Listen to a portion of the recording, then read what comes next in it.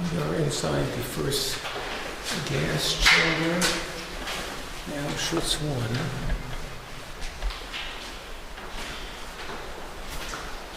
If you look carefully at the walls, you will see the stains of the Zyklon B gas, blue stains.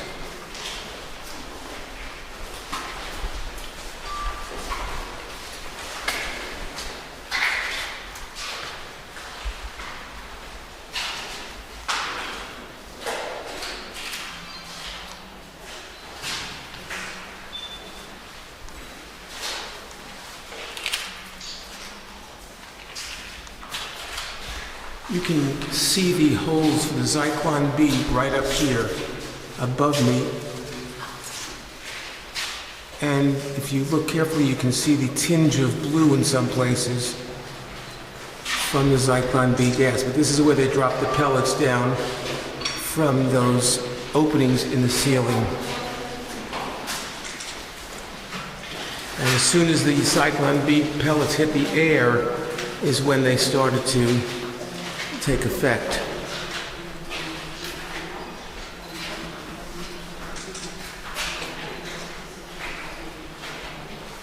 Also notice some of the scratchings on the wall.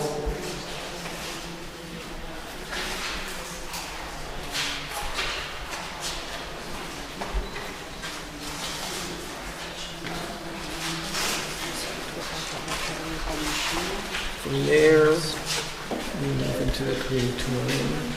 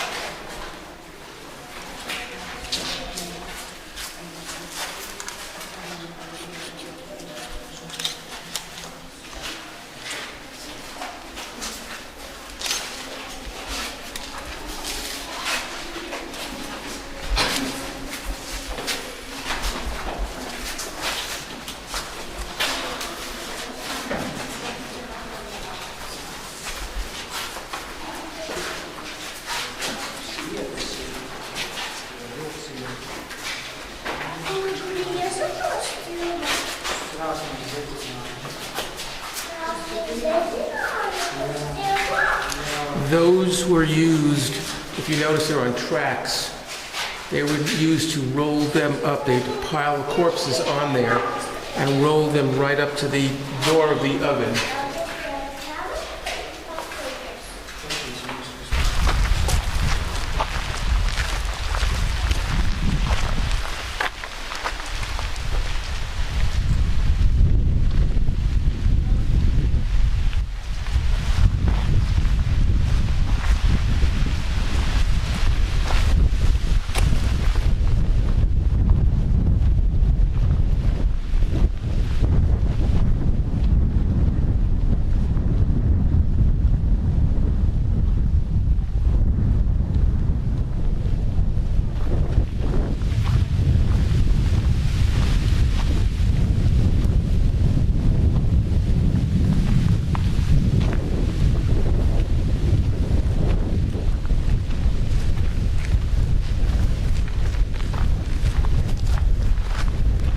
Wilson, can you do me a favor? Yes. I've got the camera running. Could you share with us what your reaction has been so far today? So far, my reaction was just, it was exactly everything what I expected. How well organized the camp was, how well they handled the prisoners once they arrived, all the way through the gas chambers. And then that was for the ones that were not useful. The ones that were useful obviously were transferred to labor camps. And is this what you expected before this trip? Or were you expecting Auschwitz something I. different? No, Auschwitz I is different from Birkenau. So I know Birkenau is gonna be a different, but I did expect this area be to better organized. Okay, I'm going to come back and ask you some more after you've had time to tour a little more of the camp with us. Thank you. This is Wilson Otero. He's one of the students here on the Valencia Study Abroad experience, extending their study of the Holocaust with a true immersion into it by visiting 4 concentration camps here in 11 days. So Wilson will come back in a little while. From all over Europe. From all over Europe, cattle cars brought millions of people to this destination. If we could take ourselves back to 2012, from 2012 to 65 years ago, we would have seen trains approaching here with their human cargo. We can't go inside now. Why not? The arrival of millions along these tracks. Destination death. Auschwitz. A word which today we know stands for horror, death, human destruction. But 65 years ago, as the trains approached here, the cargo they bore did not know what kind of place this was. They'd been deceived, told they were going to a work camp. They were told that work was good for them. Work will make you free, as the sign at Auschwitz once says, Arbeit macht frei. The students are up in that tower now. I've asked them to go up in that tower because their first assignment here at Birkenau is to get a overall view of the camp from the perspective of the Nazi guard tower, from the perspective of someone who can oversee this mass factory of death. That's what it is. It's a factory of death. For the Nazis, we were in only one business, and that was they were in the death business. The only product that they produced was not like any other industry.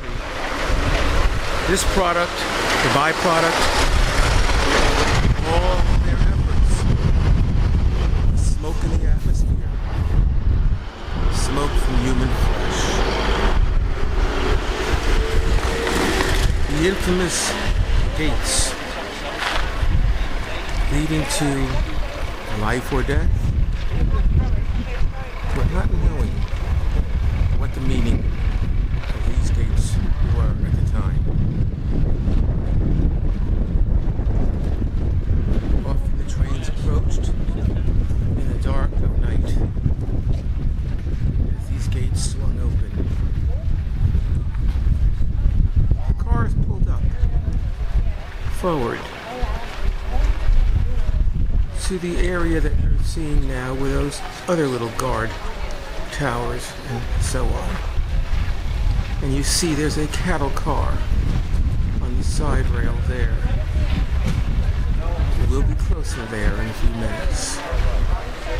This is where life and death were decided. This is where people were sent to the right, to the left, with no knowledge of what that meant. Able to work to one side, women and children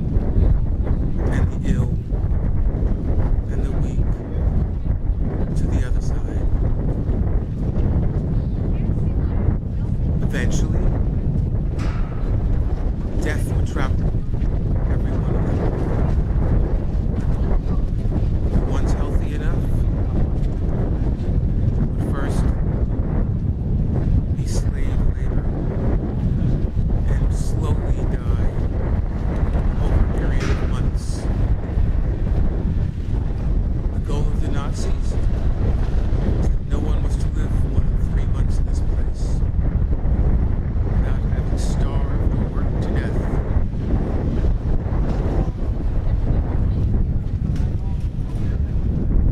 As the camera swings around and pans, we see the exit is the same as the entrance. For us today, we'll be able to take the exit out, as all these buses are today, of people who have come to see this hallowed ground. But there was no exit for the 1.2 million people who perished in this place. It was a one-way ticket to death.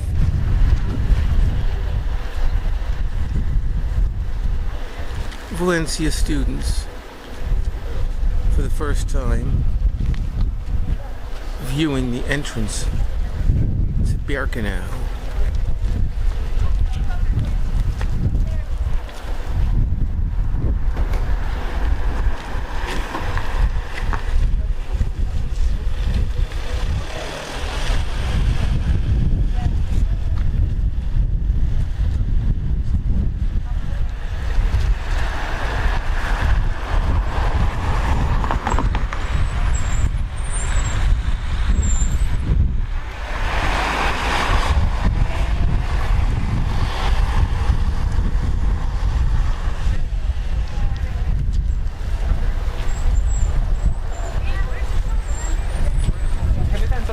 Were expelled from the village, their houses were demolished, and then bricks taken from those destroyed buildings.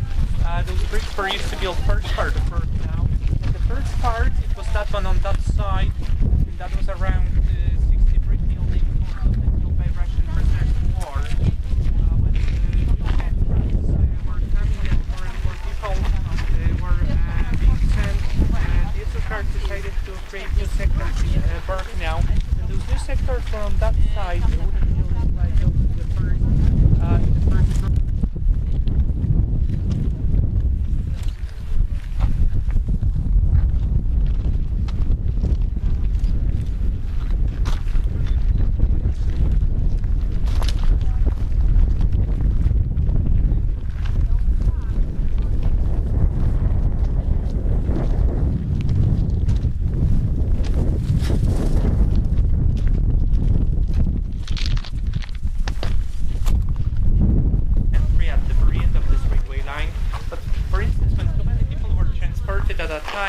they were also let down that road through that gate, and they had to turn left, and those would be killed in those smaller gas chambers in buildings number 4 and 5.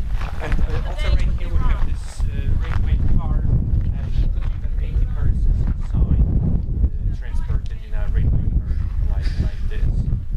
So maybe we can walk slowly, enter the zone of gas chambers and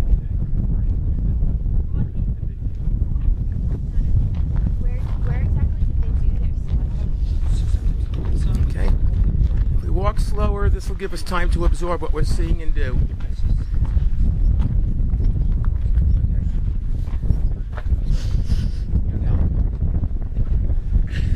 It's like a graveyard, moving graveyard. That's why people, I guess, have left the rocks on here. All the pictures that literature read about them pulling bloated baby bodies out of it. It arrived here, and that was the first thing they had to do was unload the corpses.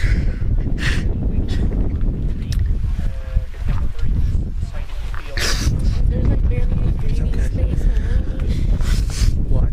There's like no breathing space or any ventilation. No, sometimes they had a little ventilation over there in the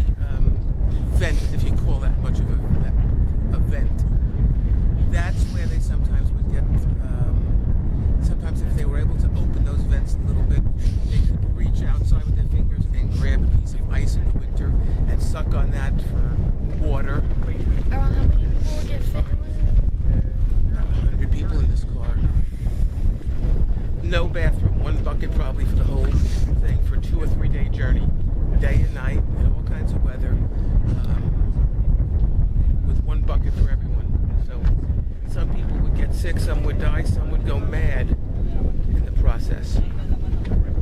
If you read Night by Elie Wiesel, if you remember the part about Mrs. Schachter, the lady who she sees a premonition of fire, and everyone tells her to shut up because, they think she's gone crazy.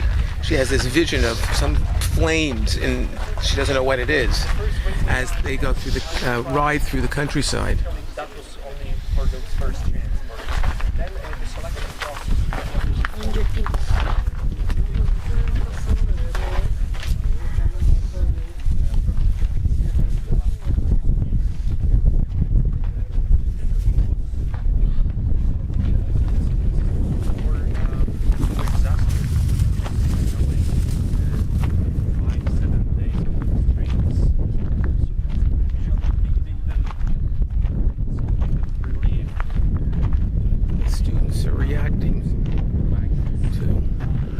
They have seen so far.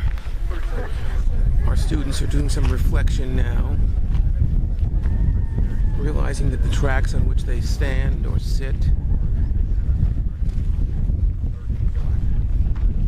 brought 1.2, 1.3 million people to this place of horror.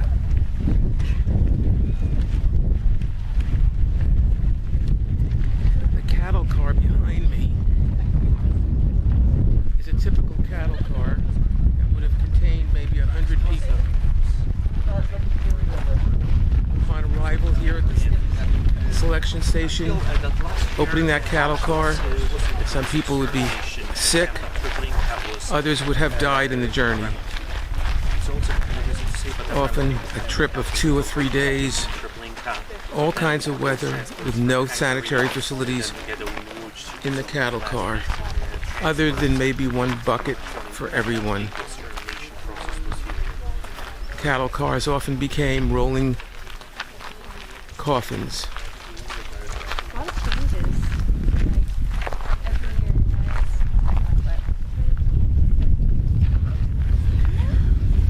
Most people, there was only one way out of this place. It was up through a chimney.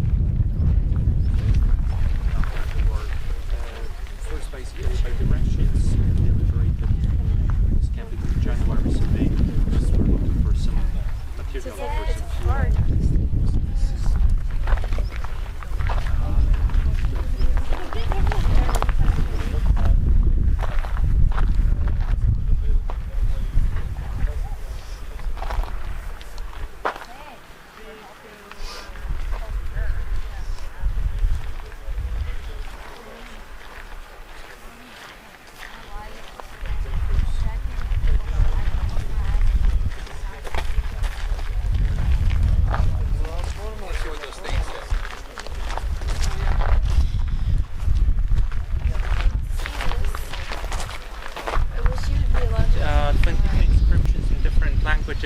of those countries from which people were transported to Auschwitz.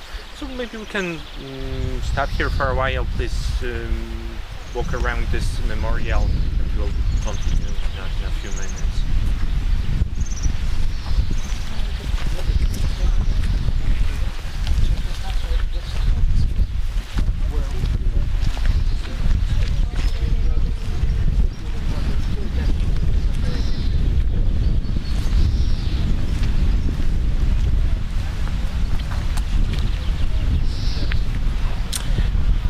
All the different statues that you see in front of you, and this was built in the 1960s. This represents, throughout the history of mankind, all the different ways that man has buried its dead. Custom, by religion, or by faith, or by culture, nationality. But these all represent different ways that cultures bury their dead. And of course it's an abstract sculpture, so one has to use one's imagination. The center one is supposed to depict victims in a gas chamber wanting to escape.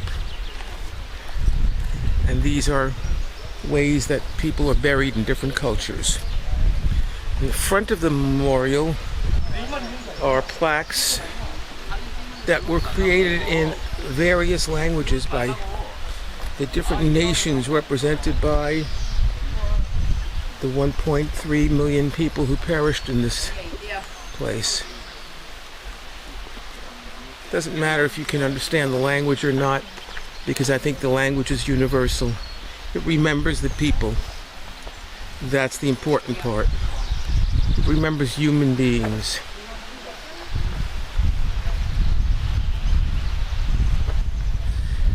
If we take a look back, this gives us a different perspective. We've come literally to the end of the line. For many people, the end of the line was not over here, but it was closer to that tower where you see that cattle car, which was the selection point. Life and death, left and right. That was decided there. But in the end, they wound up here. The end of the line where you see the crematoriums, the remains of the crematoriums. Over there, as well as back there, and we'll be getting in closer to see the crematoriums. Okay, as you can see, as this screen clears our field of view. So for us,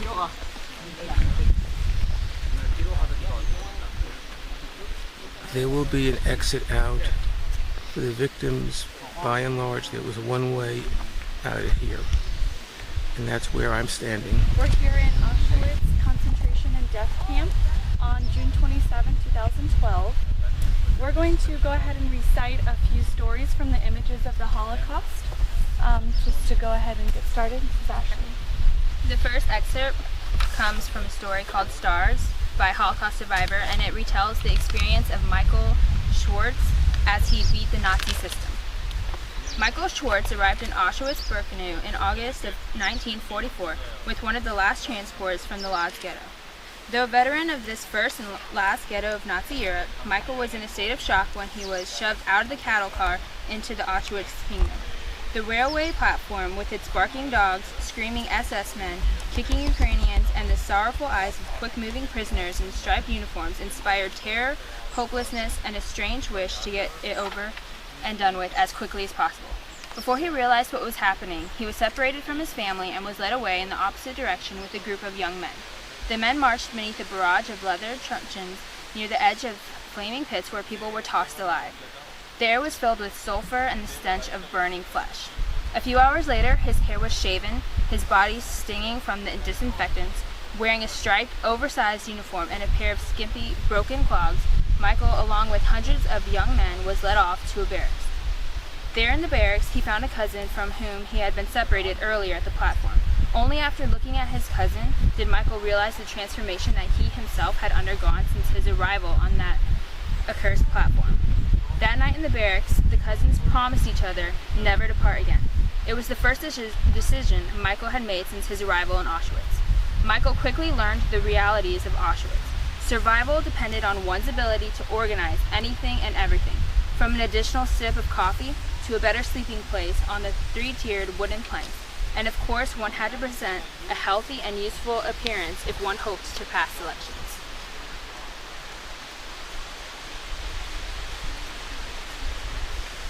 This is a living torch, and it's recited by one of the survivors from Auschwitz. Every day of the macabre last summer of Hitler's regime, 20,000 people were killed in Auschwitz.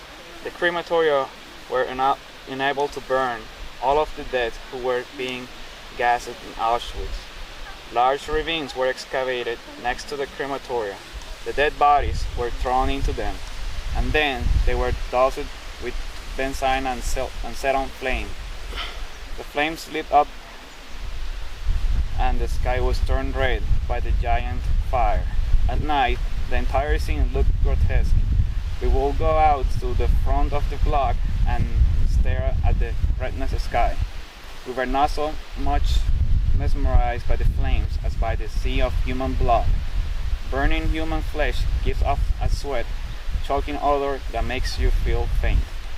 That summer, we were saturated with that indescribable choking odor. All summer, we groped our way around in the smoke that belched from the chimneys of the crematoria above and from the burning bodies in the ravines below. That July and August, the weather was very hot and stuffy. It was a terrible summer. Looking back now, it is difficult for me to say how we were able to live through those times, conscious of human life, oozing out of existence everywhere. How is it that we did not go all crazy? How is it that we were able to keep our composure and in this unable world? The time arrived when a scream tore itself involuntarily out of one's throat. We were standing, as was our wont, in the front of the block, watching the sky turn to a deeper red. All around us was quiet that night because there was no transport. Apparently, there was a large blockage of corpse that had to be burned before the new raw material essential to the functioning of the death factory could be brought in. Suddenly, the stillness was broken by the screaming of children, as if a single scream had been torn out of hundreds of mouths. A single scream of fear and unusual pain, a scream repeated 1,000 times in a single word, "Mama," a scream that increased in intensity every second, enveloping the whole camp and every inmate. Our lips parted without our being conscious of what we were doing, and a scream of despair tore out of our throats, growing louder all the time. The Bakova and the Stazovia chased us into the block and threw blankets over us to smother our screams. They were afraid that our despair would communicate itself to the rest of the women, those who lay sick and dying in the oppressive hospital block. Finally, our screaming stopped. On the block, we could still hear the screams of the children who were being murdered. Then only sighs, and at the end of everything was enveloped in death and silence. The next day, the men told us that the SS men loaded the children into wheelbarrows and dumped them into the fiery ravines. Living children burn like torches. What did these children do to suffer such a fate? Is there any punishment adequate to repay the criminals who perpetrated these crimes? Now we're gonna go ahead and set up a memorial in front of the crematoria.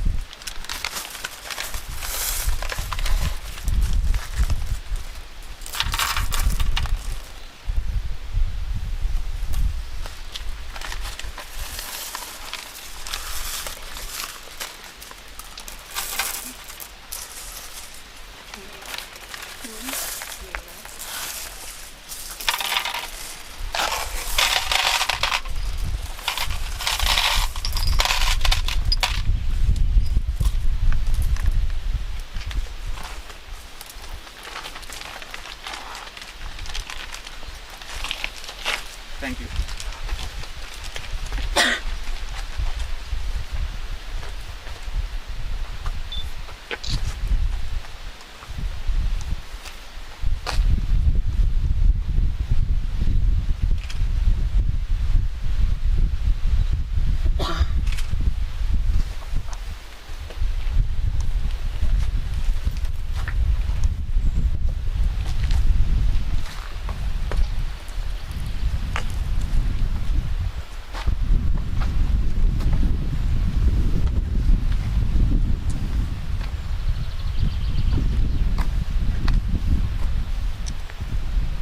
This would be the waiting room going into the gas chamber and then on over into the crematorium at the other end. This would be the dressing room, this long hallway with the stairs at that end that you're looking at now. And this is where it was the end of the line.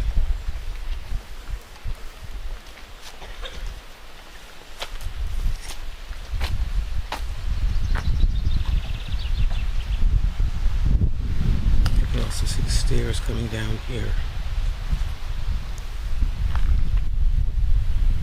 Going into that area.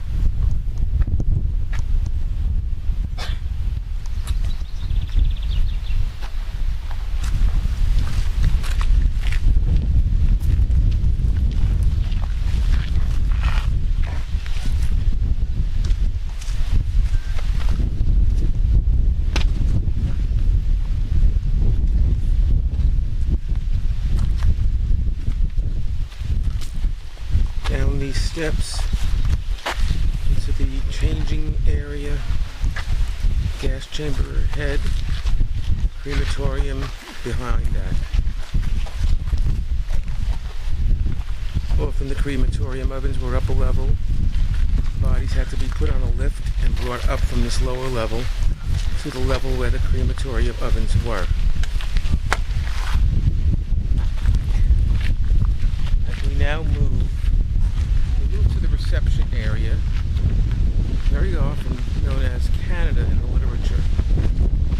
Canada is where people were taken and registered into the camp, issued their clothing, if you call it that, and in there we'll see a very unusual exhibit.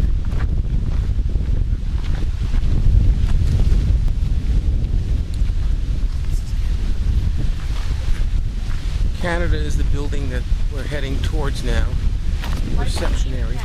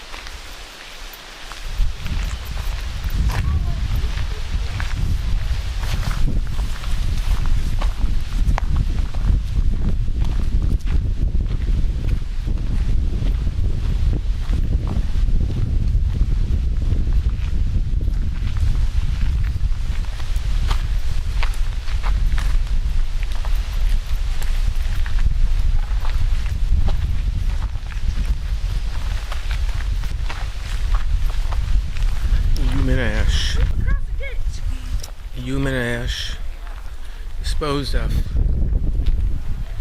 in these ponds that line the route. One looks and one thinks that they're just a pond, but these ponds have held the ashes of millions of victims as the Nazis disposed of their ashes in these ponds. The only thing that grows in this pond is horror and death. Over the years, the rains have washed away some of the soil. These are items that were found around the camp as the rains washed away some of the soil at times. Spoons, forks, bowls. And they ask if we find anything like this as we walk around to leave it here. These are all personal items that the rain would churn up when the ground was aggravated by rainstorms.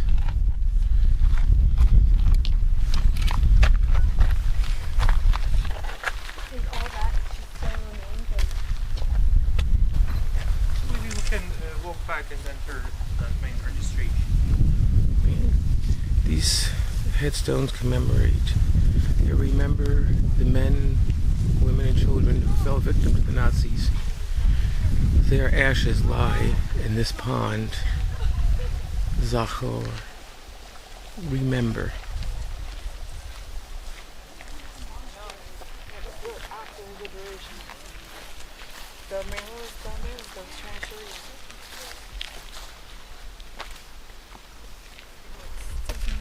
Canada, as the inmates call it. This was the registration area for Auschwitz. Victims were brought here, and after waiting out in that field, possibly near where the ponds were, they would be brought in here, where they'd be registered into the camp and processed. Their belongings would be taken away. Why was this referred to as Canada? Well, because here so many of the goods and valuables were taken away from people, and Canada at the time was thought of as a very prosperous country. So the inmates came to call this Canada.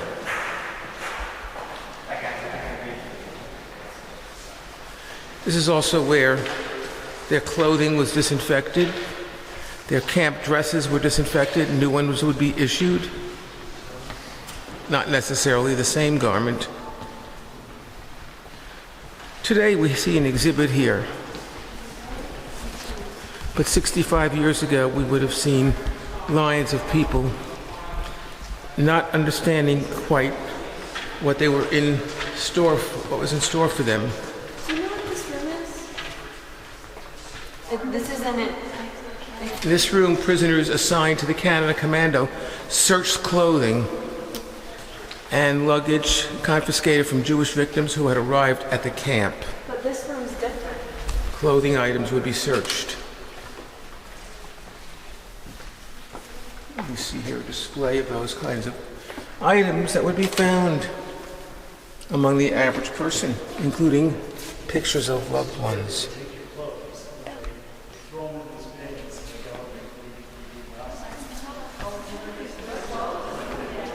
We move into here, we see the machines that were used to disinfect the clothing. Naked prisoners were herded along this corridor to the showers and disinfection.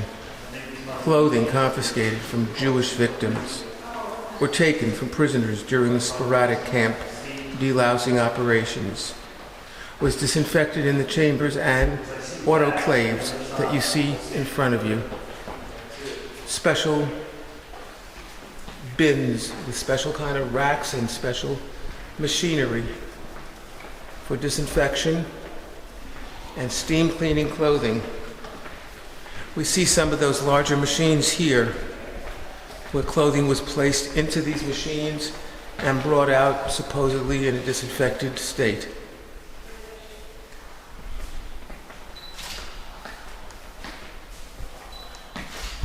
What we see here are steps in a production line of death. The Nazis, as I've said many times, were in the death business. Every business has a byproduct that it produces. This was a business that produced only one thing: death. Smoke into the atmosphere, human ash. In order to make prisoners conspicuous and prevent escape, it was here that all their hair was cut. It was here where camp barbers cut and shaved all the hair from the bodies of men as well as women prisoners. They did it with blunt instruments at great speed. Often people were hurt and injured. The process was particularly humiliating to women, since the barbers were often men and they were shaved in the presence of jeering SS men. The tattooing of serial numbers assigned to prisoners as a part of the registration process was sometimes done here. The numbers replaced their names. They were no longer individuals. They were no longer people. They were no longer human beings. They were numbers. This is the disinfection room. Prisoners would be brought in here, showered, disinfected, frequently harassed in many ways. Several hundred people would be crowded into this disinfection area. Water that was usually either ice cold or scalding hot would be poured onto them.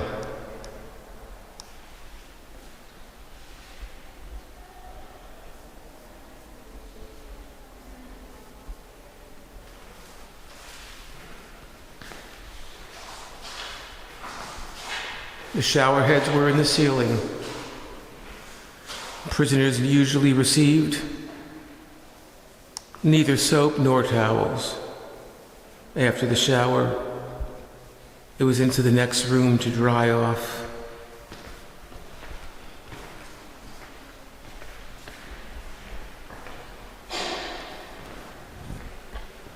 From this point on,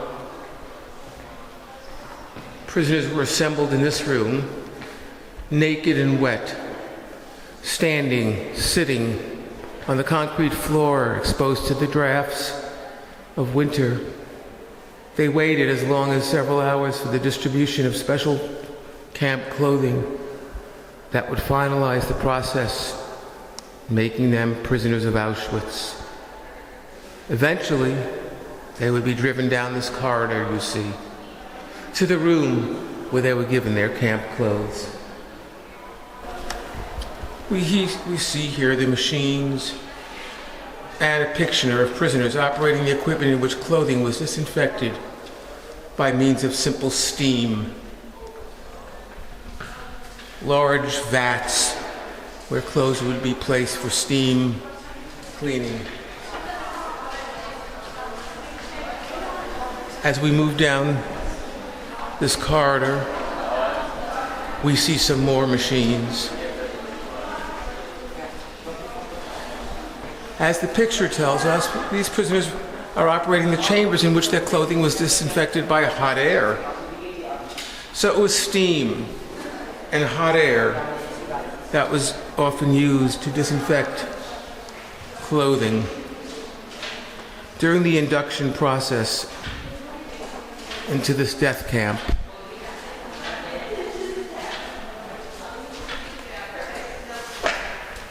as the inscription shows, it says disinfection.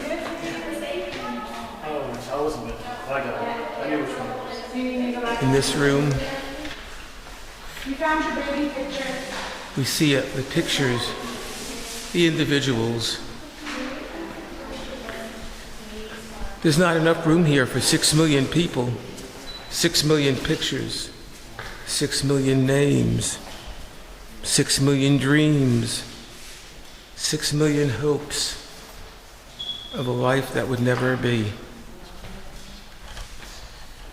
When historian Michael Berenbaum calls this the mosaic of victims, this is what he means. Look, study, see yourself in some of these pictures at different stages of your own life. Stages that you've gone through, stages that you've yet to go through. Look closely as I zero in on individual pictures. Could have been a relative of yours.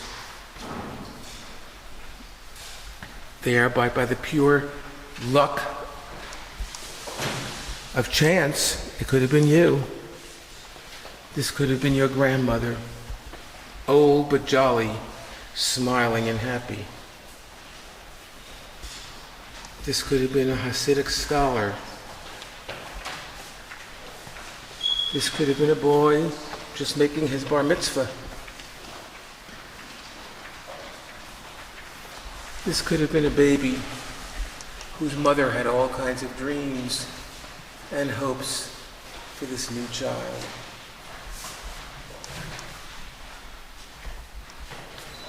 Where are they now? Where are all? And this is my favorite picture. This little boy who brings me back to this spot every time I'm here. How innocent. He has nothing in the world, not even a garment of clothing. Look at the joy in his face and the happiness he never realized.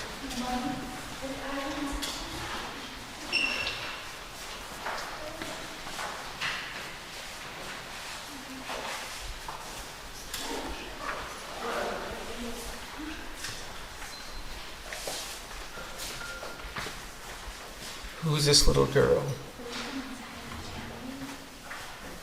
Could it be your little girl?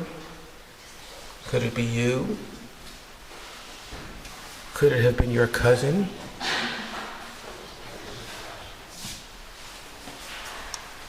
And how about these babies? What chance did they have? None. Well, this little boy, whose father looks very proud of him as they walk down the street. And this little boy who looks so happy, with Big Brother looking over his shoulder. Where are they? Where are these two little, David and Renina Khan? No longer with us. And if we look around, we see other people with the same name. It was an entire family. A family lost. For what reason? For no reason that we can think of. Yet the Nazis, they had every reason in their mind. And every reason in their mind, to them, was a good reason. Yes, look at all the people whose last name is Cohn. A popular Hebrew name indeed. How many of them were part of the same actual family? We'll never know. The inscription reads, "Look, look, they all stand around me. Endless throngs. A shudder goes through me. All of them look with benzions and Yamki sorrowful eyes. All of them look with sad eyes of my murdered wife. Now can I sing? My world is laid waste. How can I play with wrung hands? Where are my dead, O God?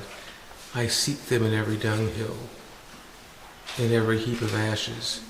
Oh, tell me, where are you?"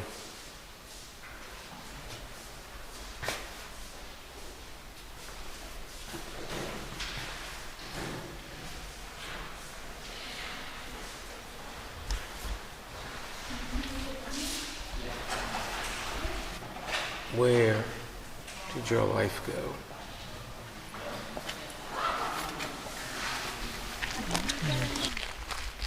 I'm gonna say South America.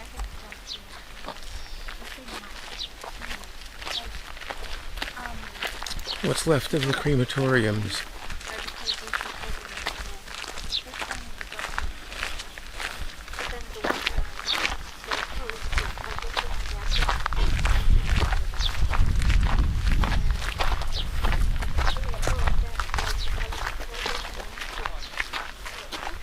As well as they tried, the Nazis were not able to cover up all the evidence of what they did.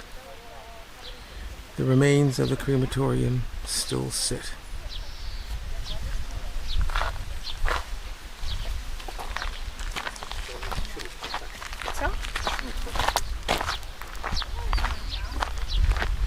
As we head over in this section, we'll be seeing the women's barracks.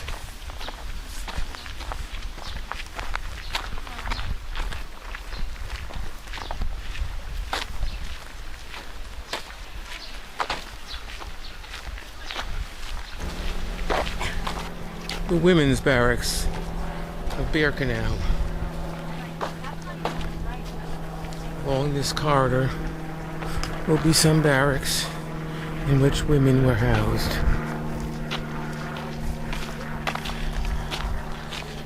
As we enter this one,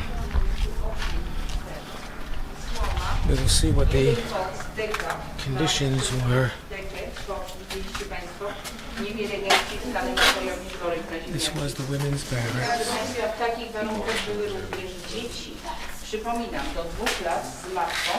Women were forced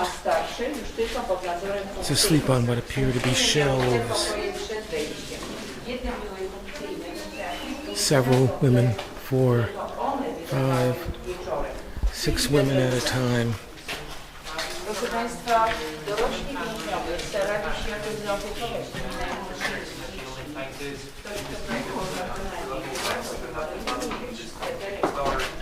Five people in each level, and in the moment you have a few minutes to walk around the building on your own.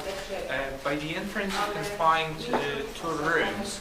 That room on the left-hand side, that was for a special prisoner. Very often they were called capo.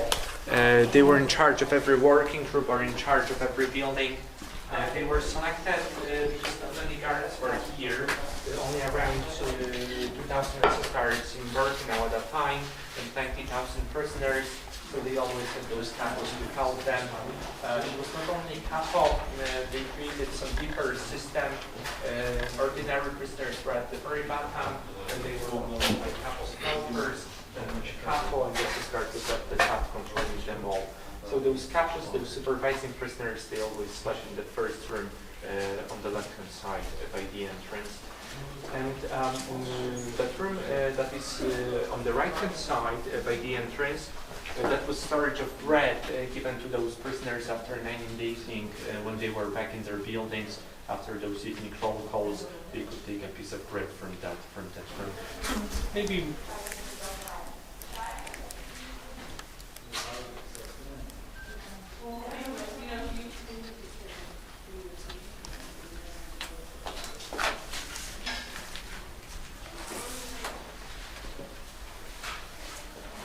The women's barracks. 5 or 6 women at a time. On each level, 5 or 6 women would have to sleep. Often head to toe, in order to fit. If one person rolled over in the middle of the night, everyone rolled over. Jen? Yes. Let me ask you a question while we're standing here in the women's barracks. Sure. What are your reactions to what you've seen today in general or anything specific? Well, for me, I'm having a hard time emotionally connecting to everything that I've been seeing. Historically, I'm intrigued and interested. I've learned a lot. I had no idea. Everything that I had, the history of this place is, the way everything's set up, the way everything was organized is completely, I had no idea. It's so interesting to me how they put all this together and made this happen, but I've read about it and now I'm here, but I still can't, it's hard for me to believe that this happened here. Would you say that maybe it hasn't registered yet? Maybe. I don't know. that maybe you'll have a delayed reaction to this once it starts to sink in over time? I don't know. I think I expected to cry before I came here. So I kind of feel guilty for not feeling anything, but I'm happy. I'm still happy that I came. I feel like I needed to see this. Well, So- as I've said in class, every emotion is acceptable and okay, and there is no right or wrong emotion as far as feeling whether or not you'd be obligated to cry or not. It's no different than, as I've said many times, the survivors themselves. They all have a different way of handling the experience. Ask 3 women who were in this women's barracks that you stand in, and you'd probably get 3 different perspectives as far as how they handled it at the time, how they remember it now, and so forth. So all of your feelings are legitimate. Yeah, so much history though. This is going on the tours and seeing all the museums and actually walking through the places that they walk through is just, I don't know. Thank you. Yeah. We have here is the men's bathroom. This is where the victims, prisoners, have to do their... Those brick buildings were designed for only one purpose, for housing the prisoners. The wooden buildings were designed for something completely different. The buildings were designed for the German army as a stable for 52 horses. When the SSRs needed more buildings in Birkenau, they decided that it's cheap and easy, first of all, to buy some of those wooden stables from the German army. Prefabricated elements were transported to Birkenau, and after some modifications, those wooden stables were changed into living quarters. Buildings were actually divided into 2 parts. One facing for the first part was the which were completely destroyed, and also latrines on the side, but the latrines are rebuilt in a major part. And prisoners will be here request them according to the camp regulations. That was every morning before they were sent to war, and also then every evening when they were in the park after the patrol calls. And it took even 2,000 people using those toilets for those 10 minutes. You can walk outside and enter the next building fields that we've been looking for.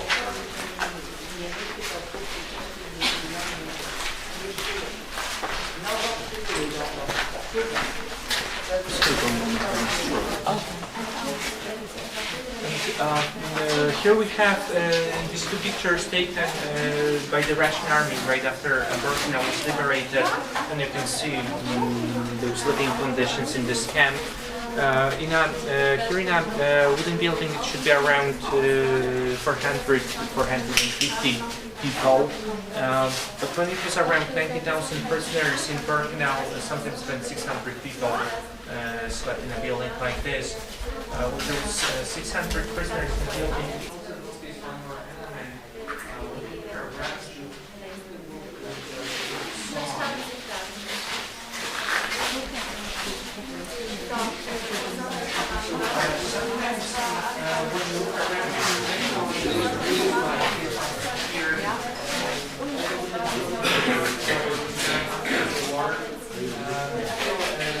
buildings are built in the same way as it was 7 years ago. You can still find some elements like rings, elements for The barracks of Birkenau. The men's barracks. One thing about Auschwitz, about the liberation. Auschwitz was liberated on the 27th of January 1945. Actually, with many prisoners were liberated, and also no SS cards were caught here at that time. The last group of those SS cards, they left Auschwitz on the 21st of January. They also took around 60,000 remaining prisoners with them. Those people were transported to those concentration camps that still existed in Germany or in Austria.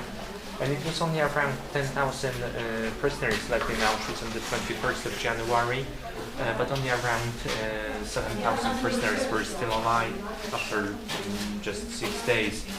On the 27th of January, the Russian army entered this camp. We're just about finishing our tour of Auschwitz and Birkenau. This is Heather Vasquez. And although, as she said to me, it's going to take some time to sink in and we'll have a debriefing meeting, I'm going to ask her to share her reactions just as we are leaving the camp. Well, my first thing on my mind is that, of course, we've seen a lot of pictures of everything here. We kind of knew what it already looked like. But it's different to stand in those places and be where those people were. That's my biggest thought right now. That's mainly what I'm thinking about. How was what you saw today anywhere close to what you expected? I mean, physically, yes. You know, because I had heard from other people that had been here. But if I had, the main thing, which I knew because I had already heard from somebody else, is how huge it is. I mean, it's gigantic, but I had already heard that, so there, you know, I was expecting that. But that would probably been my first reaction when we went up in the tower. And it's clear that there were plans to make it bigger, if possible, because there's nothing else around the back three sides, so there's plenty of room to go beyond this. So going up in the tower we see up there gave you a different perspective of the camp as you came in. Oh yeah, that's a good start to get an idea of the camp. Okay, well, we're going to ask you again later, Heather, if you're comfortable, to maybe share what has actually sunk in when we get back and have our debriefing. Thank you very much. What's that?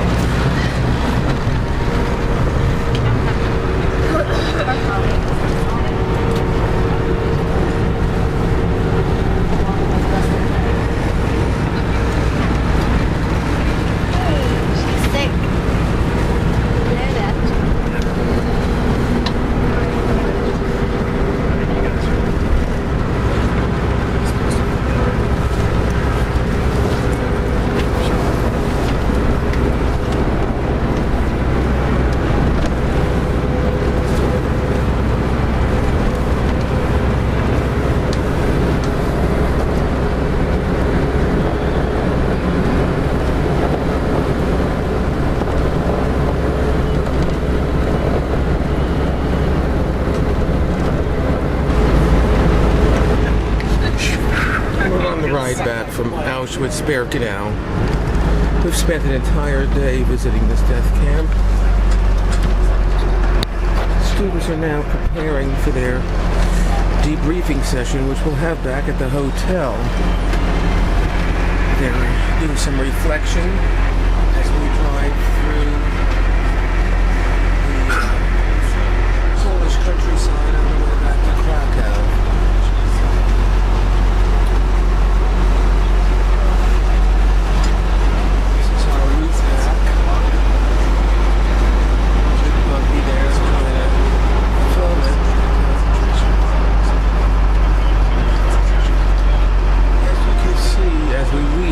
Auschwitz was way out, just like most of the other camps out in the wilderness areas where it was pretty rural, hard to see or know what was going on there, and easy to conceal from the general public what was happening at these camps. Auschwitz being the largest, most infamous. So ends a day